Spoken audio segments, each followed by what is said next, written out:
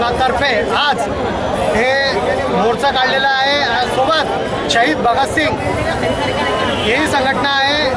2 महिने झाले, हा 3रा महिना चालू आहे, पेमेंट झालेला नाही आणि हे रोज टाळामटाळ करीत आहे। DID कोर्टमध्ये कोणत्याही आयुक्ताने आपली बाजू मांडलेली नाही।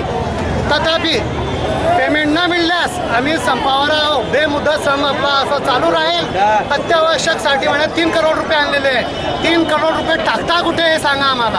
आम्ही अत्यावश्यकमध्ये येत नाही सफाई कर्मचारी, आम्ही त्यासाठी आज आंदोलन पुकारलेलं आहे। 3 दिवस असंच आंदोलन चालणार आहे। उद्या 16 तारखेला DID कोर्टमध्ये यांनी आयुक्त साहेबांनी पेशगी न केल्यास आम्ही बेमुद्दा संपावर असंच करू आणि कोणत्याही अधिकारीला काम करता करू देणार नाही असे अखिल भारतीय सफाई मजदूर संघातर्फे मुलाबाळासहित आम्ही इकडे आलेलो आहोत। आणि गेट धरणा आंदोलन आहे।